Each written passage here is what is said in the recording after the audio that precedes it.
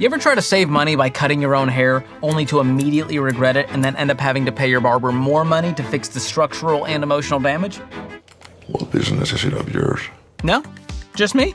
The truth is, not every savings hack actually saves you money. So today, I'm reacting to BuzzFeed's list of money-saving habits that are secretly draining your bank account to help you figure out if you're being a smart spender or sabotaging your progress. But before we dive in, we gotta talk. This is our 467th episode, and this show is free, may I remind you, and our team broke the news to me that 72% of you have not taken a momentary moment out of your day to tap the subscribe button. And if you all hit that subscribe button, think about this, we'd be well over 1 million subscribers yesterday. And how is this show free, you ask? Well, in part thanks to Delete Me for sponsoring the channel. As per usual with BuzzFeed, there's 48 of these, so our team has hand-selected the best ones because time is of the essence. First up, driving across town to save 3 cents a gallon on gas. Here's the story. My dad left a gas station to drive across town to get 3 cents off. The second station had raised prices, so he drove back. The original station had raised prices in the 1.5 hours it had taken to drive across town and back, so 2 cross-town trips to pay 15 cents extra. If that's not a dad move, I don't know what is. Wow, Dad. And here's the thing you're not understanding. It's not about the money, it's about the principle, okay? Dad was on the hunt. This was an adventure for him, and he was happy to pay for the pleasure. But in general, is this hack worth it? It depends. 3 cents? Absolutely not to drive an hour and a half. But you can do some basic math in your head. If it's 10 minutes further to save 30 cents a gallon, well, that could be some meaningful savings right there. So I'm not anti this hack, but I do think you have to be realistic about it. And what I do, I'm not gonna hope that the price is right. I use an app like, Gas Buddy, and it shows me, hey, here's the price at Costco and Sam's and Kroger, and I go, cool, I'm gonna go to Costco and get gas because it's top tier. That's the good stuff. Costco, you've done it again. But I do understand the ridiculousness of this because he had to drive further, which then use more gas, which then mean he had to get more gas. So it's a never-ending cycle for dads out there. Shout out to the New Balances, they're doing the most. What do you think? Next on the list of so-called money-saving habits that secretly drain your bank account. If you're an arts and crafts person, seeing something you want and thinking, I can just make it myself and it'll cost me a lot less. That is the devil whispering sweet lies directly into the tender ear of your hubris. If you don't already have nearly all of the necessary supplies on hand, it will cost you more to make it yourself. Wow, beautiful. Were you in a creative writing class? English major, maybe? Artificial intelligence. This is wild. Another comment, I sew, and today I saw something on Instagram and was like, why buy it for $100 when I can spend $2,000 to make it myself? Too real, LOL. If nothing else, seeing the price of fabric made me appreciate why clothes that aren't made in a sweatshop are more expensive. I totally agree with this. Rarely do you make the Halloween costume from scratch and it was cheaper than you go into a Spirit Halloween and just buying it. And this goes for a lot of things. This goes for food. Sometimes you're like, well, I want to make this very specific sandwich. Well, for you to get all of the ingredients to make that sandwich, it's going to cost you $50. Buying the sandwich would have cost you $10. Now, I'm a fan of making food at home. You could make 10 sandwiches with what you spent for $50. So the math isn't mathing here. You're going, well, George, you said. I get it. But I'm saying for one sandwich, and you just look at the receipt, you're going, that didn't make sense.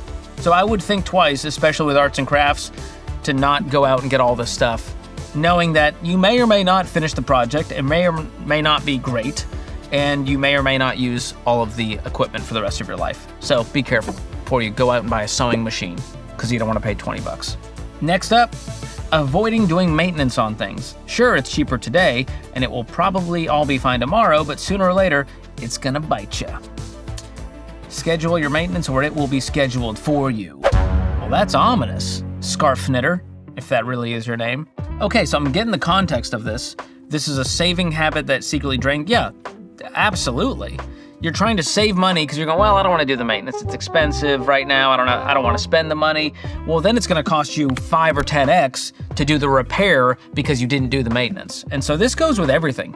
Take care of everything in your life, and very rarely will you have to spend big money to repair or replace it.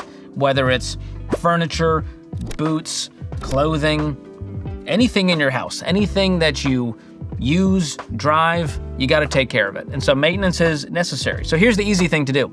Set up a sinking fund in your budget, which I hope you're doing. You can use every dollar to go, hey, this is gonna cost me $1,200 for the year to do car maintenance. Great, well just put $100 away in savings in your budget line item so that by the end of the year, you will have that money. It's not a big surprise. It's not, oh gosh, where am I gonna pull the money from? All right, we're skipping down here. Buying stuff just because it's on sale.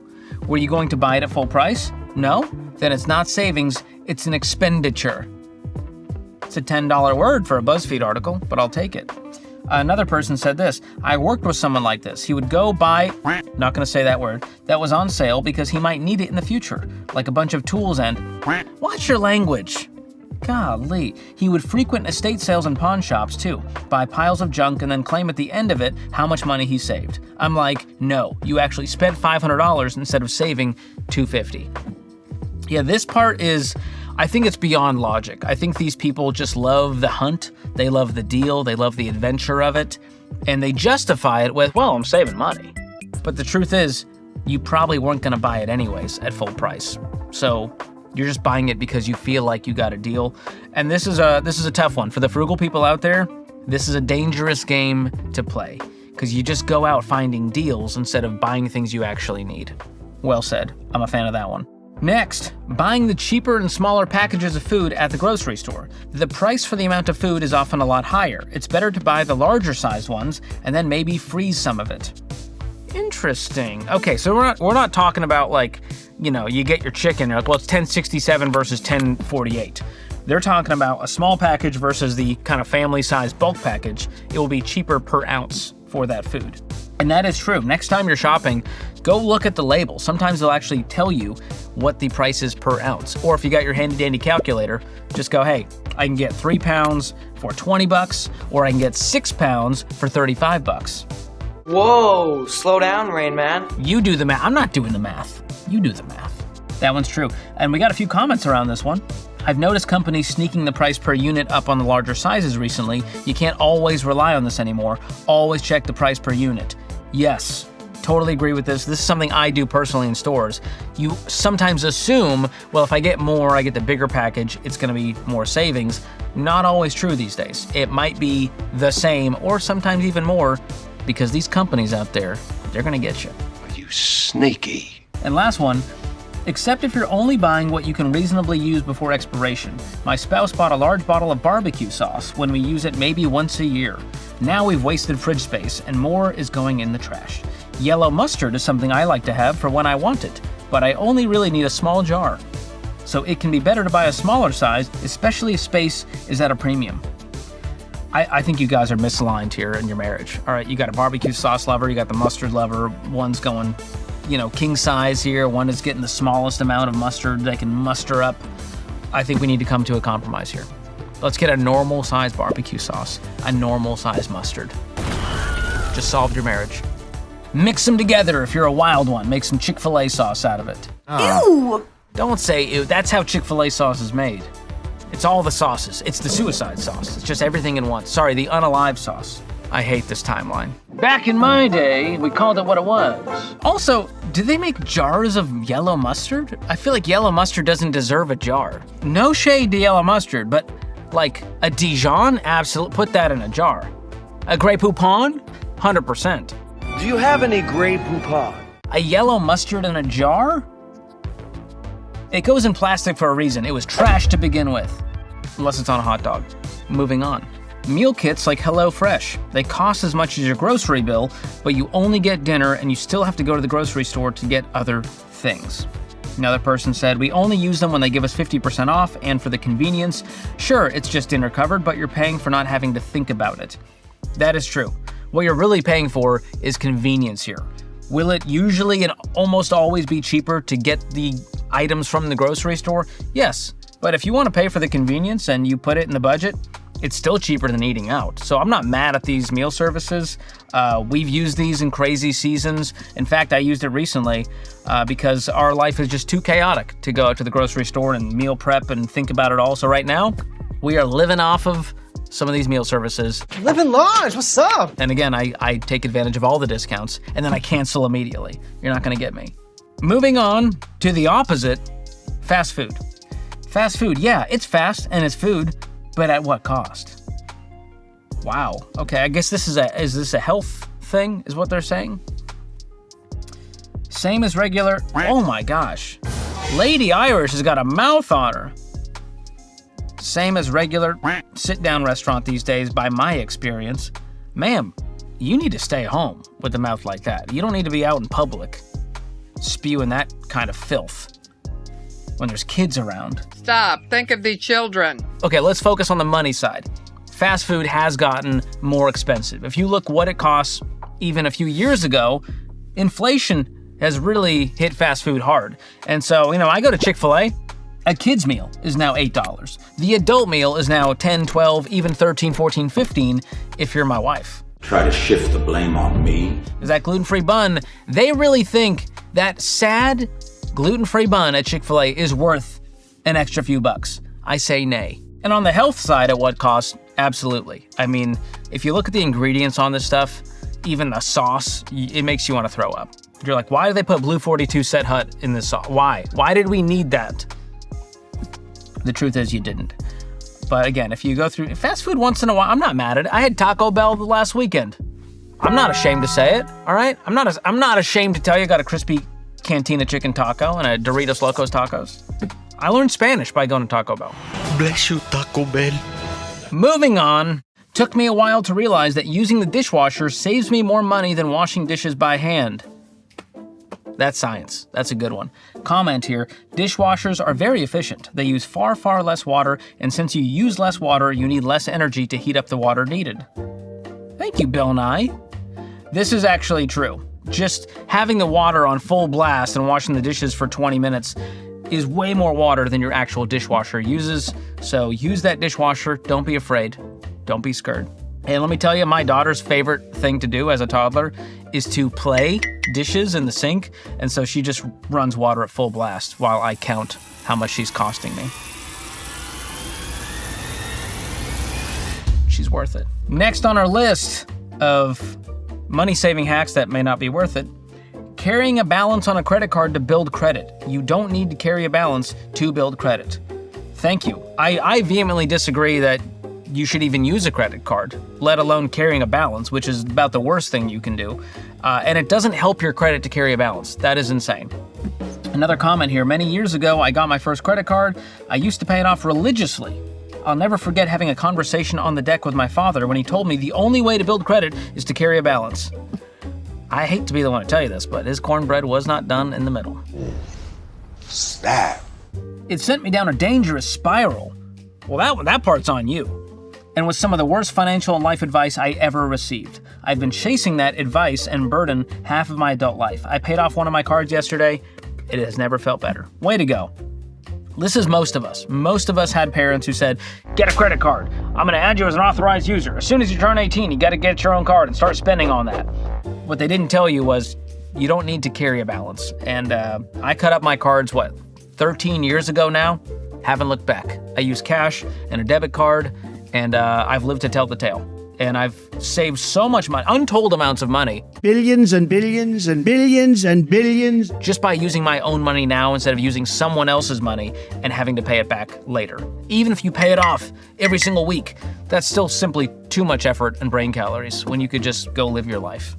Next on the list, buying really cheap stuff. I'm not saying you have to buy top of the line, but at least get something semi-quality so you don't have to constantly replace it. Another person said you can only afford the cheap stuff, then it breaks, and you can only afford to replace it with more cheap stuff. It's a vicious cycle that not many people can break out of, said the nerd from that place. That's good. I wholeheartedly agree with this. It's funny, we have a saying that it's expensive to be broke because everything in your life is constantly breaking, and the car is on the fritz and it's gonna cost you because you haven't done the right maintenance and repairs on it, and everything in your life is cheap and needs to be replaced constantly. But as you build some wealth, what you do is you buy higher quality things. Maybe it's one of these buy it for life type items where, hey, that pair of boots is gonna last you 20 years if you take care of it, instead of getting the cheapest boots possible, causing, foot injuries and having to replace it because the entire sole fell off 3 days later. So I'm a huge fan of this, and I'm not saying go buy the highest end stuff while you're broke. You got to work your way up to it. But getting out of that cycle, you can do it. If you get out of debt, get an emergency fund, now it's time to upgrade. And an easy way to upgrade your life is with your clothing, the stuff you put on your body every day. And that's why I love Cozy Earth, a sponsor of today's episode. Their menswear is not only ridiculously soft, but also super durable and made with responsibly sourced materials. And I can attest, their men's everywhere pants, their brushed bamboo joggers, they will not self-destruct after a few trips through the spin cycle or one aggressive lunge to tie your shoe. Investing in quality basics like these is the opposite of expensive because you're spending once instead of buying the same cheap stuff over and over again. And good news, you can save 20% at cozyearth.com/George and use promo code George at checkout, or you can use the link in the description. And before we get to more money-saving ideas, I've got one that'll help you save every single month. Switching to a more affordable phone plan like Boost Mobile, a sponsor of today's video. With their Forever plan, you get unlimited data, talk, and text with 99% nationwide coverage at just $25 a month. And the best part is, there's no price hikes, no hidden fees. This is forever. And that means you get quality service and coverage you need without the surprise phone bill at the end of the month. Plus, there's no contract required, and it's super easy to make the switch. And right now, you can unlock up to $600 in savings at boostmobile.com/Ramsey, or click the link in the description. Based on average annual single line payment of AT&T, Verizon, and T-Mobile customers compared to 12 months on the Boost Mobile Unlimited plan as of January 2026. See website for full offer details. All right, back to our list. Buy now, pay later for anything that isn't an appreciating asset or generating cash flow, like a burrito, refrigerator, phone, wedding, etc. I interned at a buy now, pay later firm, and I'm telling you, all from firsthand experience, it's a scam. This might be my favorite one so far. Someone saying out loud that buy now, pay later is a scam. And I don't even like the first part. There is no good reason to use buy now, pay later. This is pure broke people habits, and they justify it because they go, well, there's no interest or fees. I just need to make the payments for the next few months. Listen, that is robbing from your future paychecks and causing terrible habits to take root in your life. Just put it on my tab. I'll worry about it later because I don't have the wherewithal to save up and pay cash. If you can't afford it now, don't buy it. That is the habit that will create wealth, not buy now, pay later. And last but not least on our list, and finally, quote, voting for Trump. What? I gotta go back to, what was the point of this article? That's how BuzzFeed gets you. You forget why you're even reading this filth. It's a scam. Frugal people are calling out the so-called money-saving habits that secretly drain your bank account. Okay, so voting for Trump is a so-called money-saving habit that secretly drains your bank account. I guess they just gotta get political to stir up some hate and dissension in the comments. Who knows? But sure. If you think the president is why you're broke or wealthy, you are the idiot. You are fake news. Bottom line, not every effort to save money is worth it. Some of these hacks may help you save a buck here and there. Don't fixate on small expenses while overlooking big decisions that actually build wealth. But if you want to learn about more money-saving habits that are worth your time, go watch this video where I break down 31 small habits that lead to big savings. Or click the link in the description. That's it for today. Before you leave, be sure to share this video with a friend who needs a hair intervention. It's bad. It's bad, Brian. It's bad. No more, nope. If it ends with clips, we're not going. Thanks for watching. We'll see you next time.